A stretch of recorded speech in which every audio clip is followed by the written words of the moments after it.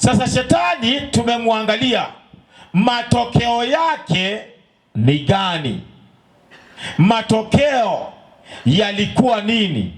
Mbona shetani amekuja na matokeo yake ni gani? Baada ya kuasi, matokeo ya shetani ni gani? Unajua mimi siwezi fuata mtu mwenye alipigwa akafukuzwa. Hebu hiyo 12:7 Ufunuo tuteremke naye. Matokeo yake ni gani? Shetani alitandikwa, matokeo yake ni gani? 12:7 inasema nini? Kulikuwa na vita mbinguni. Ndio. Mikaeli na malaika zake wakapigana na yule joka. Soma. Yule joka naye akapigana nao pamoja na malaika zake. Twende. Nao hawakushinda, wala mahali pao hapakuonekana tena mbinguni. Hakushinda na mahali pao. Yaani shetani hata akudanganye saa hii, wewe kaa ukijua shetani hana makao mbinguni. Hana. Sasa atakupeleka wapi? Kwa nini upigane vita ambayo unajua hautashinda? Wale watu wanakwama kwa shetani. Swali tunawauliza ni vile mnakwama kwa shetani, shetani atawapeleka wapi? Unajua shetani wangekosana na Mungu, alafu wagawane bingu. Aambie Mungu, sasa wewe chukua pande ya north, bili chukue pande ya east. Tungengangana na yeye, tunajua hata yeye atatufikisha bingu yake. Lakini shetani, Bible iko wazi, inasema ya kwamba alipigwa na ana sehemu mbinguni. Mbona tukwame kwa shetani? 28:16 Ezekieli. Mbona tukwame kwa shetani na hana sehemu mbinguni? Maandiko inasema nini? Kwa wingi wa uchuuzi wako, ndio watu walikujaza udhalimu ndani yako. Nawe umetenda dhambi. Ametenda dhambi. Kwa sababu hiyo nimekutoa kwa nguvu katika mlima wa Mungu. Kwa hivyo shetani alitenda dhambi.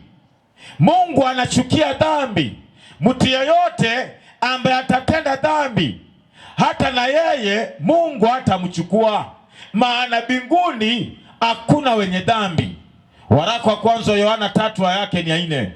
Shetani alitenda dhambi, ndiye akatupwa, makao yake haiko mbinguni. Sasa sisi tutafanya dhambi ati na makao yetu ikuwe mbinguni? Waraka wa kwanza Yohana 3:4 inasema nini? Kila atendaye dhambi ni wa nani? Afanya uasi. Kila atendaye dhambi anafanya uasi. Kwa nini? Kwa kuwa dhambi ni uasi. Dhambi ni uasi. Kila atendaye dhambi anafanya uasi. Petero ni wa kwanza 5, piga yake ni ya 8. Kila atendaye dhambi anafanya uasi. Sasa hatuwezi enda mbinguni na tunatenda dhambi. Susome hiyo mafungu matatu tumalize. Tuende. Muwe na kiasi na kukesha. Anasema tuwe na kiasi, maana shetani alitupwa. Tuwe na kiasi na kukesha. Kwa nini? Kwa kuwa mshitaki wenu Ibilisi, mshitaki wetu Ibilisi, kama simba agurumaye, huzunguka akitafuta mtu ammeze. Sasa alitupwa. Kazi ya shetani duniani ni gani? Anazunguka, akipata ule mama hajakaa sawa anammeza, akipata mzee hajakaa sawa kwa ndoa anameza, akipata kijana hajakaa sawa anameza. Anazunguka akitafuta mtu ammeze. Ndio shetani asikupate, lazima ukue kwa nani? Kwa Yesu. Yaani kama kuna kitu shetani anaogopa ni watu wenye wako kwa Yesu. 28:8 Ezekieli hapo 28:8. Nasema ndio watakushusha hata shimoni. Sasa huyu shetani hatima yake ni gani? Maana yeye anazunguka ameze watu. Wanasema atashushwa hata shimoni. Twende. Nawe utakufa kifo chao waliouawa kati ya bahari. Na yeye atakufa. Kumbe shetani hana makao, number 1. Number 2, kumbe shetani Mungu atamuua. atashushwa shimoni na yeye atakufa pamoja na watu ambao aliwadanganya, atakufa na wao. Piga yake ni ya 10.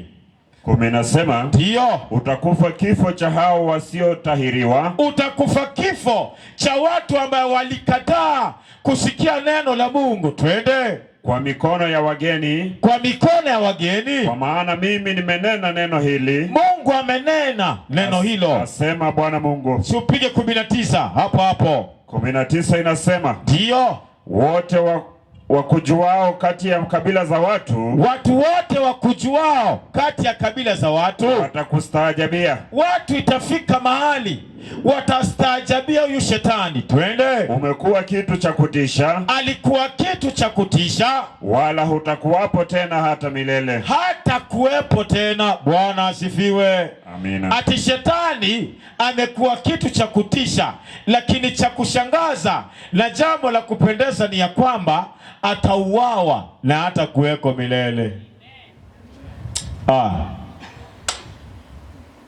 Fungu ya mwisho 16 14:16 Isaya. Swali nauliza, wangapi wanatamani wamuone shetani?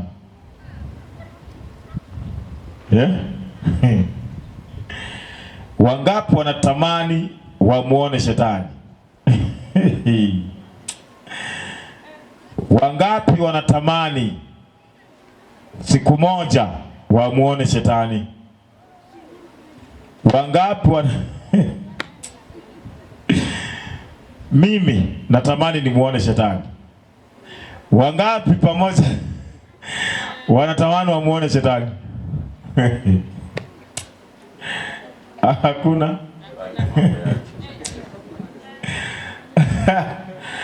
Haya, 14:16 ilisema, wao wakuonao watakukazia macho. Ati wale watakaomuona shetani watamukazia macho, wakisema, watakuangalia sana. Watamuangalia shetani sana, ndio, wakisema, je, huyu ndiye aliyeitetemesha dunia? Je, huyu shetani ndiye aliitetemesha dunia? Huyu ndiye aliyetikisa falme? Kwani huyu ndiye alitikisa falme? Swali, wangapi wanataka wamuone shetani?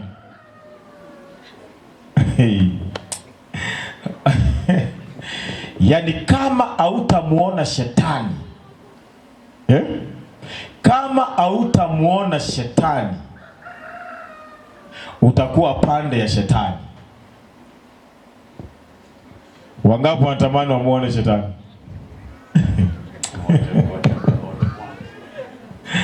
Aya.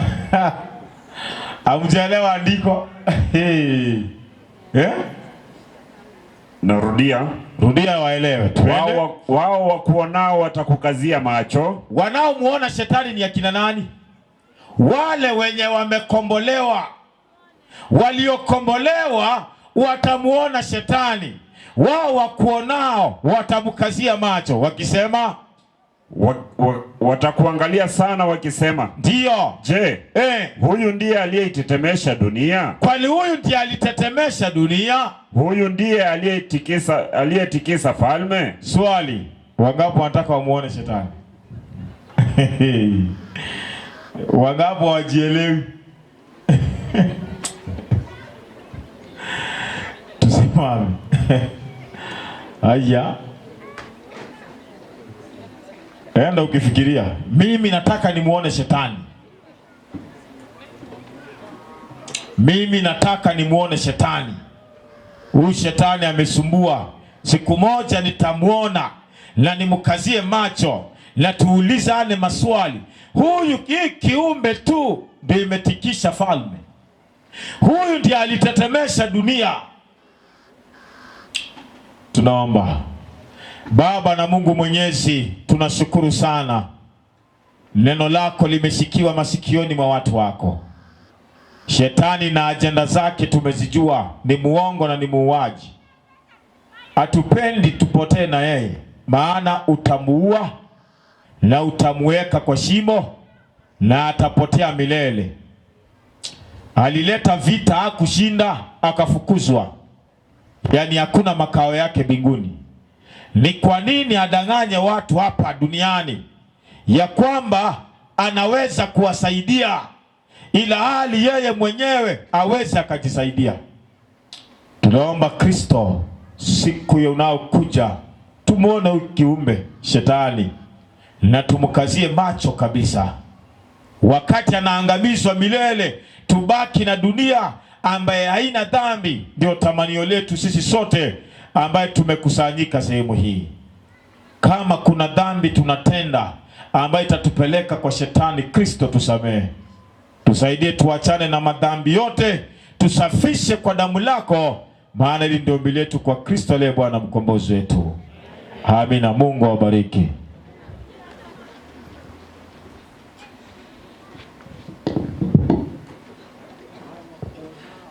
Nyametaburo kwaya, karibu kwa wimbo.